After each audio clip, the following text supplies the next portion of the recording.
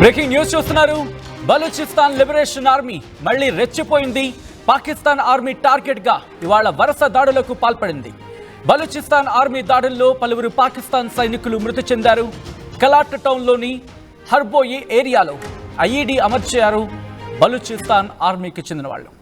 Baloch army IED పేలిన ఘటనలో పదుల సంఖ్యలో పాక్ సైనికులు మృతి చెందినట్టుగా తెలుస్తోంది. మరోవైపు కుజ్దూర్ ఏరియాలో పోలీస్ స్టేషన్ పై దాడి చేసింది బలూచ్ లిబరేషన్ ఆర్మీ.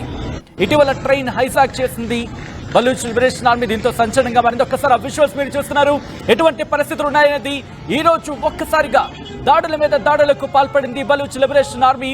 మళ్ళీ రెచ్చిపోయింది Baloch liberation army. Pakistan army target గా ఇవాళ వరుస దాడులకు పాల్పడింది. బలూచ్ లిబరేషన్ ఆర్మీకి సంబంధించిన దాడుల్లో పలువురు పాకిస్తాన్ సైనికులు మృతి చెందారు. కలాట్ టౌన్లోని హర్బో ఏరియాలో ఐఈడీ అమర్చింది బలూచ్ ఆర్మీ. ఆ విజువల్స్ మీరు చూస్తున్నారు టీవీ స్క్రీన్ మీద. ఇప్పటికీ ఆ దాడులతో ఒక్కసారిగా ఉలిక్కి పడిన పరిస్థితి. ఈ నేపథ్యంలో ఒక్కసారి విజువల్స్ చూస్తేనే గత కొన్ని రోజులుగా ఏ స్థాయిలో దాడులు జరుగుతున్నాయో మనం చూడొచ్చు. ఇటు హర్బోయి ఏరియా కిలాత్కి సంబంధించి హర్బోయి ప్రాంతంలో అక్కడ మిలిటరీ వెహికల్ వెళ్తోంది. ఆ వెళ్తున్న మిలిటరీ వెహికల్ మీద ఆర్మీకి సంబంధించి అంటే పాకిస్తాన్కి సంబంధించిన మిలిటరీ వెహికల్ వెళుతుంటే ఐఈడీతో ఆ వెహికల్ని పేల్చేయడం జరిగింది. ఈ ఘటనలో 10 మంది మృతి చెందగా మరికొంతమందికి గాయాలైనట్టుగా తెలుస్తోంది. ఒక్కసారిగా ఆ విజువల్ని చూసే ప్రయత్నం చేసినప్పుడు పూర్తిగా ఎప్పుడైతే ఆ పేలుడు సంభవించిందో ఆ పేలుడు ధాటికి ఆ వాహనం ముక్కలైపోయింది, తునకలైపోయింది. దాంతోపాటు రెండో ఘటనకి సంబంధించింది ఈ మధ్యకాలంలో గత కొద్ది రోజుల వ్యవధిలోని రెండో ఘటన ఇది. మరి ముఖ్యంగా పాకిస్తాన్ ఆర్మీకి సంబంధించి పాకిస్తాన్ ఆర్మీ మీద ఈ దాడికి తామే కారణం అంటూ చెప్పుకొస్తోంది. ఈ దాడికి తామే బాధ్యులం అంటూ చెప్పుకొచ్చింది బలూచ్ లిబరేషన్ ఆర్మీ.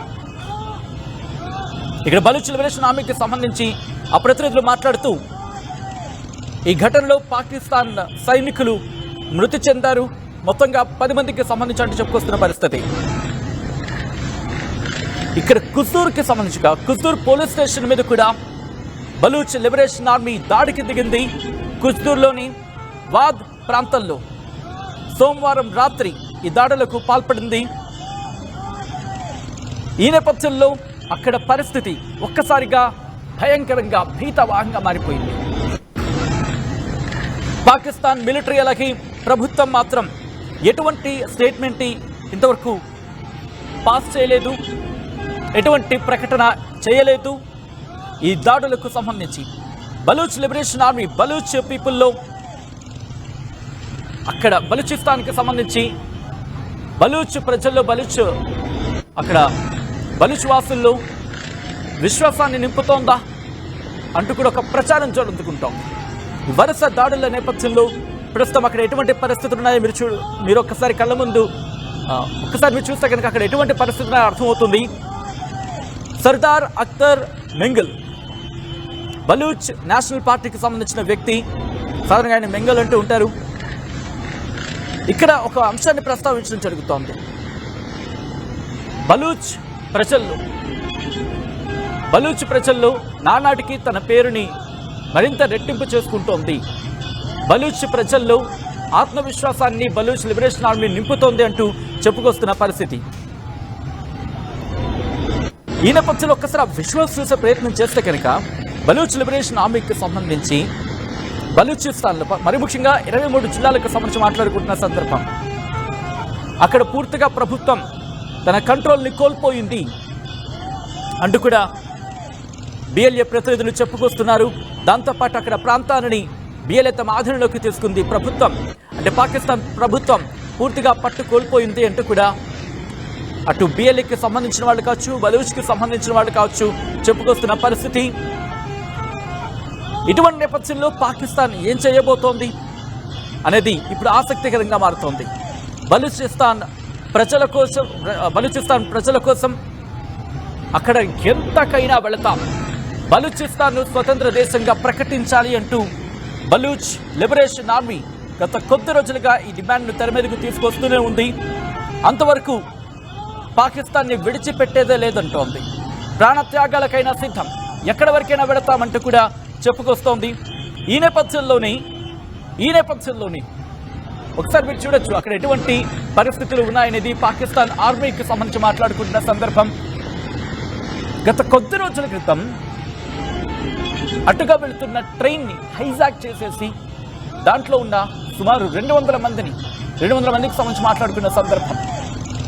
అప్పుడే ఇటు ప్రపంచ వ్యాప్తంగా బలూచ్ లిబరేషన్ ఆర్మీ ప్రపంచం దృష్టి అంతా అటువైపుకు మళ్లించింది. ఆ దాడిలో ఆ హైజాక్లు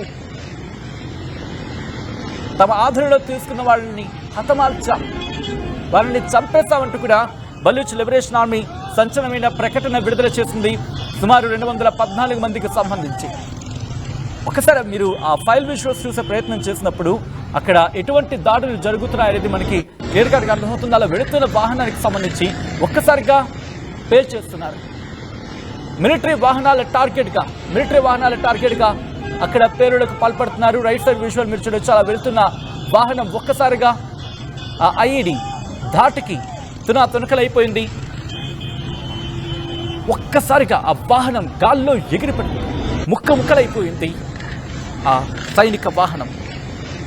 ఈ ఘటనలో 10 మంది మృతి చెందినట్టుగా తెలుస్తోంది. పాకిస్తాన్కి ఒకటే చెబుతోంది బలూచ్ లిబరేషన్ ఆర్మీ ఒకటే చెబుతుంది, పాకిస్తాన్ ఎప్పటికైనా స్వతంత్ర దేశంగా వదిలిపెట్టే బలూచిస్తాన్ని, లేకపోతే దీని పర్యవసానాలు ఇంకా తీవ్రంగా ఉంటాయంటూ హెచ్చరిస్తోంది బలూచిస్తాన్కి సంబంధించి బలూచ్ లిబరేషన్ ఆర్మీ. ఈ నేపథ్యంలో బలూచ్ లిబరేషన్ ఆర్మీ నిజంగా స్వాతంత్రాన్ని సాధిస్తుందని మీరు అనుకుంటున్నారా? పాకిస్తాన్ విడిచిపెడుతుందా? ఎందుకంటే అక్కడ సిపెక్ చైనా పాకిస్తాన్ ఎకనామిక్ కారిడార్కి సంబంధించి మాట్లాడుకుంటున్న సందర్భంలో ఒకవేళ పాకిస్తాన్ పట్టు వదిలేస్తే చైనా రంగంలోకి దిగుతుందా? చైనా రంగంలోకి దిగుతానంటూ కూడా చెప్పే నేపథ్యం అంటూ కూడా ఒక అంశం ప్రచారంలో పరిస్థితుల్లో ఇటు పాకిస్తాన్ అక్కడి వరకు వెల్లడిస్తుందా? బలూచిస్తాన్ని అంత త్వరగా విడిచిపెడుతుందా? ఇక్కడ బలూచ్ లిబరేషన్ ఆర్మీ, బలూచిస్తాన్కి సంబంధించి బలూచ్ ప్రజలు కావచ్చు, బలూచిస్తాన్ లిబరేషన్ ఆర్మీ అంత వేగంగా ఈ దాడుని తగ్గించే అవకాశం ఉందా? ఒక్కసారిగా అక్కడ పరిస్థితులు మారిపోతున్నాయి, నానాటికి దిగజారిపోతున్నాయా అనే క్వశ్చన్ మార్క్ రిలీజ్ చేస్తున్నాయి. పాకిస్తాన్